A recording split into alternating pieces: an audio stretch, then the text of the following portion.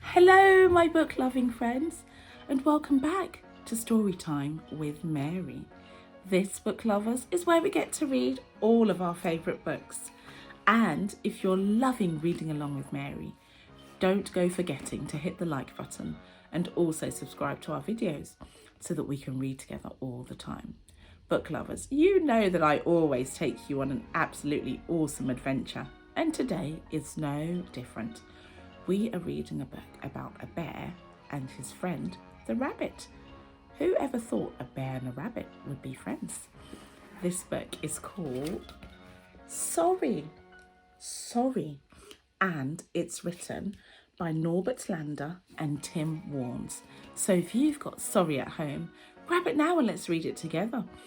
And while you're grabbing your book, of course, I want to tell you a fun fact. Today, we are going to tell you a fun fact about bears. Did you know that King Henry III, who ruled England in the 13th century, actually had a polar bear as a pet? Book lovers, King Henry III was given a polar bear by the King of Norway, and he actually kept the polar bear in the Tower of London. And this polar bear had a really long leash so that he could go fishing for fish in the Thames. Imagine that. Book lovers, so a polar bear lived at the Tower of London in around 1257 in the 13th century. Book lovers, what a cool fact that is. I was amazed by that. Right, if you've grabbed your book, Sorry, shall we get cracking and see what happens? Bear and Rabbit were the best friends that you could ever imagine. They lived in their bear rabbit house. They cooked their bear rabbit meals in their bear rabbit kitchen.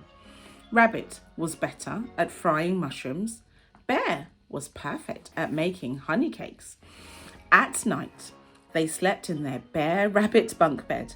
Rabbit slept below and Bear slept above because he was better at climbing. In summer, they lived in their treehouse. Rabbit told stories to Bear because he was better at telling stories. It was a wonderful feeling being a good friend and having a good friend. One summer morning, Rabbit saw something blinking and twinkling in the sun. "Look, Bear," he said. "What's that down there?" Bear lowered Rabbit to the ground in his basket and climbed down.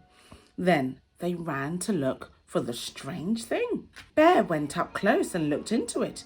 He had never seen such a shiny thing. "Goodness," he said, "it's a picture of me. Look, Rabbit, what fluffy bear ears I have." So Rabbit looked into the shiny thing. "You're kidding," he said. "It's a picture of me. My pretty long ears. Don't you see them?" "You're completely wrong," said Bear, grabbing the shiny thing. "These are small and round and fluffy bear ears. This is my picture." Rabbit grabbed and Bear pulled, and Rabbit pushed and Bear tugged, and the two of them tore the shiny thing in two. Then they both stormed off with their own little piece. Oh no. Oh, how mad Rabbit was. He strode back to Bear Rabbit house and slammed the door. Then he stuck the shiny thing to the wall so he could look at his picture and proudly say, "Wonderful, pretty, long ears." Then he went to bed.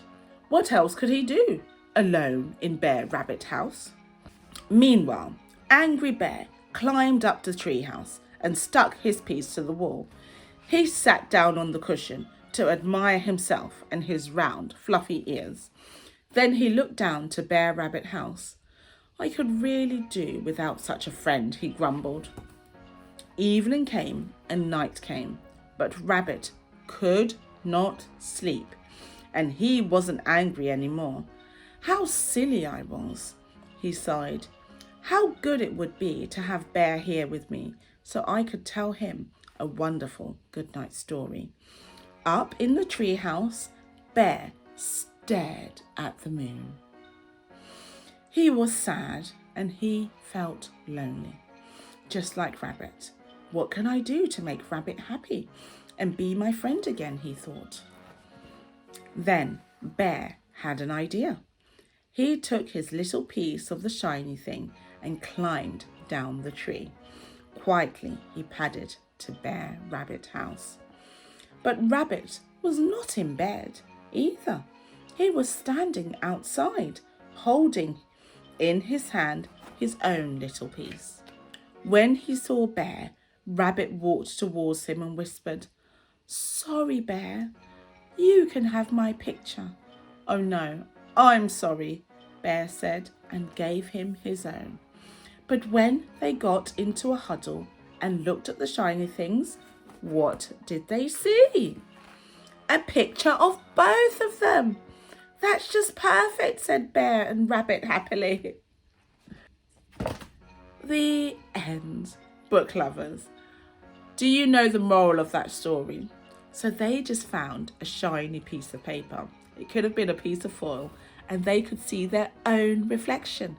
And each one of them was arguing that it was actually a picture of them, not knowing that they were just staring at their reflection in a mirror. Book lovers, it tore best friends Bear and Rabbit apart. And when they came together, what did they see? They saw both of their faces staring back at them. Book lovers, if you have a good friend, don't argue over petty things like seeing your face in the mirror. I really hope you enjoyed that book as much as I did. And if you did, don't forget to like us and also subscribe to our channel so that we can read together again next time. Okay, book lovers, bye.